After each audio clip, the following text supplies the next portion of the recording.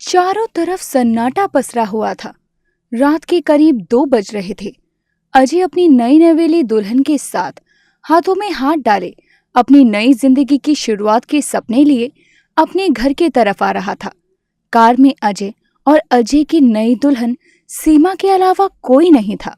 Driver, हमें घर पहुंचने में और कितना समय लगेगा?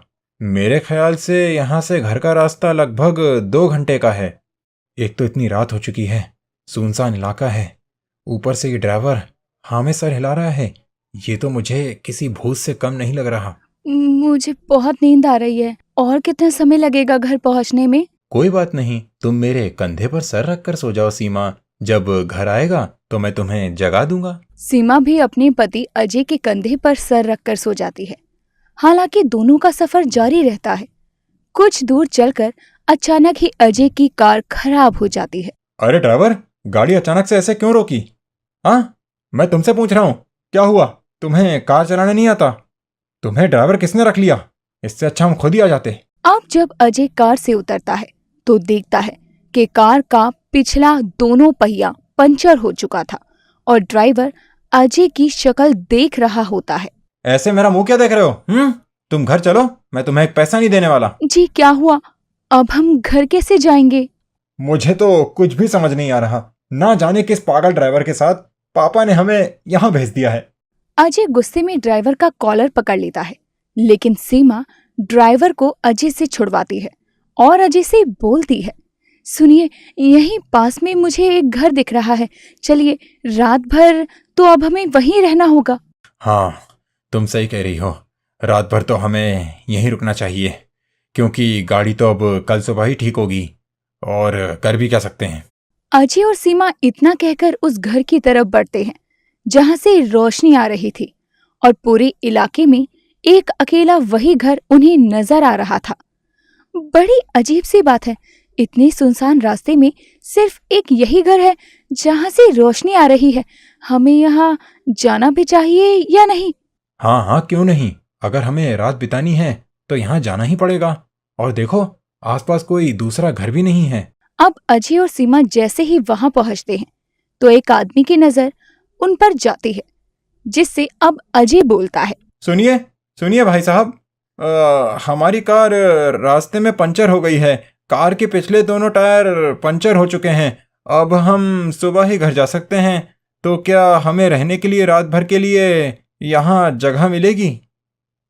जी मना मत कीजिए, हमारी नई नई शादी हुई है और ऐसे में हमारा इधर उधर रुकना सही नहीं होगा। मैं यहाँ किसी को भी रहने दे सकता हूँ, लेकिन नए नए शादीशुदा जोड़ों को यहाँ आना सख्त मना है। ये आप क्या कह रहे हैं? भला ऐसा क्यों? हमें मदद की ज़रूरत है। और देखो, हमारी कार भी खराब हो गई है, सुनसान इलाका है और आसपास कोई दूसरा घर भी नहीं है। मुझे माफ कीजिए, लेकिन हम शादीशुदा जोड़ा यहाँ नहीं रख सकते।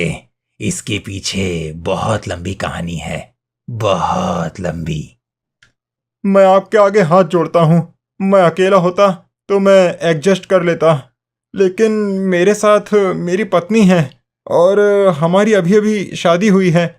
तो प्लीज़ आप मेरी बात मानिए। मैं आपके आगे हाथ जोड़ता हूँ। मैं अकेला होता तो मैं एडजस्ट कर लेता, लेकिन मेरे साथ मेरी पत्नी है और हमारी अभी नई नई शादी हुई है। तो प्लीज़ आप मेरी बात मानिए। हम नहीं जानते कौन सी जगह कैसी हो और अगला घर हमें रुकने को मिले भी या नहीं। मेरी मानिए, यहीं रुक जाते हैं। ठीक है, मैं सोचता हूँ। आप दोनों अंदर आ जाइए। इतना कहने के बाद अजय सीमा उस घर के अंदर आते हैं और वो आदमी अजय और सीमा को कपड़े बदलने के लिए कहता है, आप दोनों अपने कपड़े बदल लीजिए, आपके लिए अच्छा होगा। मैं कुछ समझा नहीं, आप कहना क्या चाहते हैं? और हम अपने साथ कोई कपड़े लेकर थोड़ी आए हैं, या यहाँ रहने के लिए थोड़ी आए हैं। हम सुबह सुबह यहाँ से निकल जाएंगे। मैं आपकी भलाई के लिए ये कह रहा हूँ। उसने अगर दुल्हन को शादीशुदा जोड़े में देख लिया तो वो यहाँ जरूर आएगा और सब कुछ बर्बाद हो जाएगा। इससे पहले मेरी बात मान लो। अजय और सीमा को उस आदमी की अजीबोगरीब बातें बहुत विचलित कर रही थी। ऐसा लग रहा था कि जैसे वो इंसान संदेहजनक हो। लेकिन अब अजय और सीमा कपड़े बदल लेते हैं और खुद भी कपड़े बदलने के बाद अब सीमा बोलती है, सुनिए, मुझे ना इस घर में बहुत डर लग रहा है। एक तो ये घर इतना बड़ा है और ये अजीब सा दिखने वाला आदमी अकेले ही इस घर में रहता है क्या? मुझे तो ऐसा लग रहा है जैसे ये घर इसका है ही नहीं। मुझे भी कुछ समझ नहीं आ रहा है। आखिर ये आदमी यहाँ कर क्या रहा है? और तुम्हें जो इसने कपड़े दिए हैं, इससे तो लगता है यहाँ कोई ना कोई तो जरूर रहता होगा। हाँ जरूर, यहाँ कोई ना कोई तो रहता ही होगा, लेकिन क्या कर सकते हैं? हमें तो बस यहाँ आज रात रुकना है। सुबह होते ही ना हम यहाँ से निकल जाएंगे। मेरा दिल यहाँ पे बहुत घबरा रहा है और मुझे नहीं लगता मुझे यहाँ पर नींद आएगी। ये सब छोड़ो, आज हमारी पहली रात है। मुझे तुमसे ढेर सारी बातें करनी हैं। प्यार तो मुझे भी बहुत आ रहा है तुम पर, लेकिन पहले ना तुम कमरे का दरवाजा बंद करके आओ। हाँ हाँ, अभी कर देता हूँ। अब अजय जैसे ही कमरे का दरवाजा बंद करने जाता है, अचानक ही तेज हवाएं चलने लगती हैं और धीमी हवा तूफान का रुख लेती है। और अब अजय बड़ी कोशिशों के बाद ही दरवाजा बंद कर पाता है। ऐसा लग रहा था जैसे कोई मायावी ताकत उसे दरवाजा बंद करने से रोक रही हो। लगता नहीं आज ये आंधी तूफान बारिश हमें करीब आने देगी। मैंने कभी सोचा नहीं था कि हमारी शादी की पहली रात ऐसी होगी। अच्छा जी हुजूर, तो जरा मुझे भी बता दीजिए, क्या सोचा था आपने? हमारी पहली रात कैसी होगी? मैं भी तो सुनूं अपने पति की ख्वाहिश। सीमा ये बोल रही थी कि तभी अजय सीमा को गले से लगा लेता है और सीमा भी अजय को अपनी बाहों में समेट लेती है। लेकिन तभी सीमा को थोड़ी जकड़न महसूस होती है। अजय, अजय ये क्या कर रहे हो तुम? अजय मेरा दम घुट रहा है। अजय मैं तुमसे बात कर रही हूँ। इतना कहकर सीमा अजय को पीछे की तरफ धक्का देती है और जैसे ही सीमा अजय को धक्का देती है, वो देखती है कि अजय की आंखें लाल है और वो बहुत अजीब तरीके से सीमा को घूर रहा होता है। अजय, तुम्हारी आंखें लाल क्यों हैं? तुम ठीक तो हो ना? अजय, अजय। हाँ डार्लिंग, मैं ठीक हूँ। और तुम्हें क्या हुआ? आज तो तुम्हारी पहली रात है ना? क्या हुआ तुम्हें? तुम ठीक तो हो ना? मुझे कुछ ठीक नहीं लग रहा तुम्हें देखकर। कुछ तो अजीब हो रहा है। अरे सीमा, डरने की कोई बात नहीं है। ये मकान ही थोड़ा डरावना है ना, इसीलिए तुम्हें डर लग रहा है। हाँ ये तो है, लेकिन मुझे ना कुछ सही नहीं लग रहा। जब से हम यहाँ आए हैं मुझे तो नींद भी नहीं आएगी। तुम्हें सोना है तो तुम सो जाओ, मैं नहीं सो सकती। अजी तो सोने को कौन कह रहा है आपसे?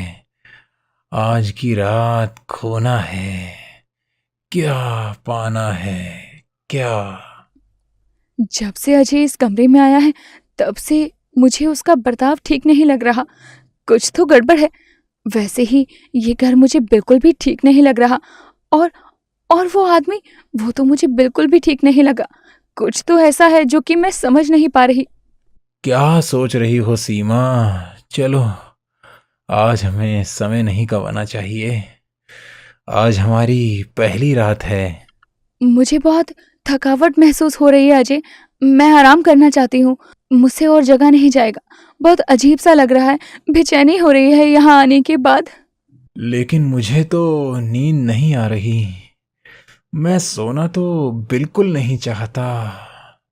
और तुम तो जानती हो कि आज हमारी पहली रात है। इतना कहकर अजय सीमा के करीब आता है और उसकी आंखों में आंखें डालकर उसे देख रहा होता है। तभी किसी के दरवाजा पीटने की आवाज आती है। सीमा दरवाजा खोलने जाती है। जैसे ही सीमा दरवाजा खोलती है, वो हैरान रह जाती है। दरवाजे पर कोई और नहीं बल्कि अजय था। अजय, तुम यहाँ? फिर वो कौन था जो मेरे साथ था? ये क्या हो रहा है मेरे साथ? मुझे कुछ समझ नहीं आ रहा। सीमा, तुम ठीक तो हो ना? मैं तो डर ही गया था। आखिर तुम्हें कहीं कुछ हो ना जाए। मैं तुम्हारा अजय, मुझे पहचानो सीमा। मैं तुम्हारा अजय। तुम अपने पति को पहचानने में भूल कर रही हो सीमा। मुझे यहाँ कुछ समझ नहीं आ रहा। ये सब चल क्या रहा है? तुम दोनों में से मेरा असली अजय कौन है? बताओ मुझे, क्यों कर रहे हो तुम ऐसा? कौन है अजय? तभी कमरे में मौजूद जो अजय होता है वो अपने असली रूप में आता है। दरअसल वो एक प्रेत वधू था जो कि अजय के रूप में सीमा के कमरे में था और उसके साथ समय बिता रहा था। मैं तो तुम्हारे पास तब से नहीं आया जब से उस आदमी ने कहा कि जाओ कपड़े बदल लो। और तुम इतनी घबराई हुई क्यों हो? क्या हुआ? इसका मतलब तब से मैं एक प्रेत वधू के साथ थी? मुझे तो कुछ समझ नहीं आ रहा। मैंने तो सोचा कि ये ही मेरा अजय है। अजय, तुम सही समय पर आ गए। न जाने वो मेरे साथ क्या करता। शायद वो मुझे जिंदा ही नहीं छोड़ता। सीमा, कहीं इसने तुम्हारे साथ कुछ किया तो नहीं? बताओ मुझे। नहीं नहीं, उसने कुछ भी नहीं किया। बस मुझे उसकी हरकतें बहुत अजीब लगी और मुझे उस पर शक हो गया और मैं सोने का बहाना करने लगी। मुझे ऐसा लग ही रहा था कि कुछ तो गड़बड़ है। तुम दोनों मारे जाओगे। तुम दोनों ने यहाँ आकर गलती कर दी है। मैं यहाँ आने वाली हर लड़की को अपना बनाना चाहता हूँ, सिर्फ अपना। सबसे पहले मैं तुम्हें मारूंगा। भागो सीमा यहाँ से, हमें यहाँ से निकलना ही होगा। भागो भागो। मैंने तुम दोनों को कहा था ना कि ये जगह तुम दोनों के लिए सुरक्षित नहीं है। फिर भी तुम दोनों ने हाथ पैर जोड़कर यहाँ रहने की विनती की। अगर मेरी बात मान लेते तो ऐसा नहीं होता। आखिर ये प्रेत वधू कौन है और क्या चाहते हैं? ये प्रेत वधू का ही घर है और मैं इस घर का नौकर। मैं भी कहीं नहीं जा सकता। अगर मैं ये घर छोड़कर गया तो ये प्रेत वधू मुझे भी मार डालेंगे, मुझे भी। लेकिन ये शादीशुदा जोड़ों को क्यों मारता है? इसे क्या परेशानी है शादीशुदा जोड़ों से? हम तो इसे जानते भी नहीं। हमने इसका कुछ नहीं बिगाड़ा, फिर ये हमें क्यों मारना चाहता है? क्योंकि इसकी शादी वाली रात ही इसकी पत्नी ने इसका बेरहमी से कत्ल कर दिया था।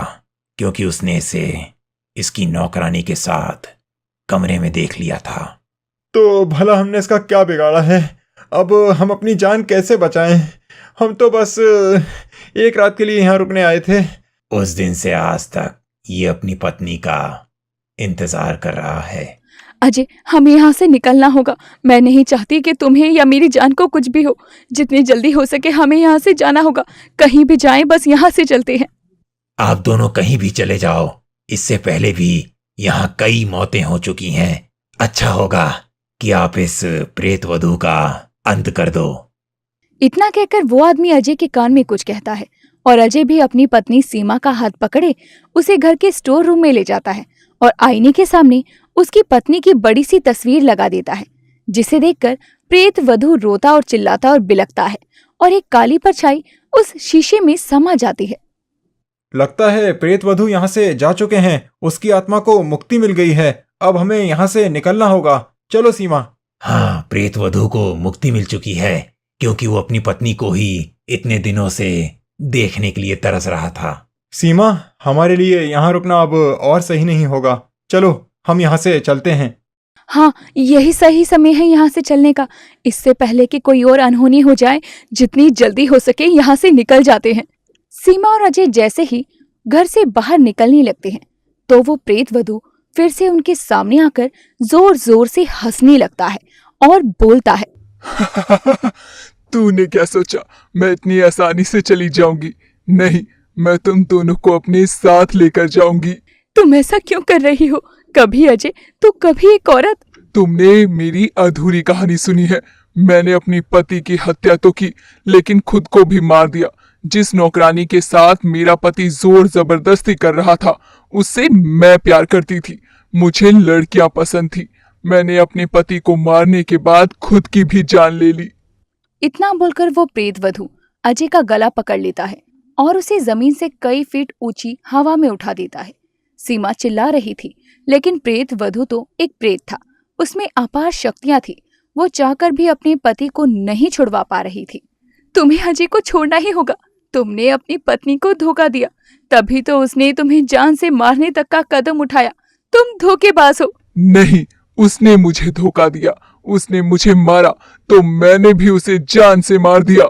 तुम भी तो उस नौकरानी के साथ कमरे में पकड़े गए थे ना, तो तुम्हारी पत्नी क्या समझती? तुम एक धोखेबाज हो, तभी तुम्हारी पत्नी ने तुम्हें मौत के घाट उतार दिया।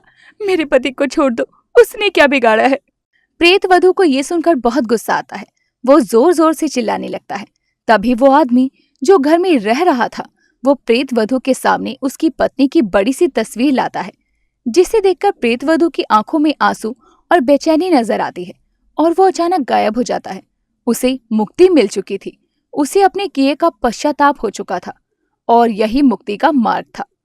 इधर अजय और सीमा कुछ घंटों बाद ही सुबह होते ही उस जगह से निकल जाते हैं और दोबारा फिर कभी मुड़कर उस गांव में नहीं आते।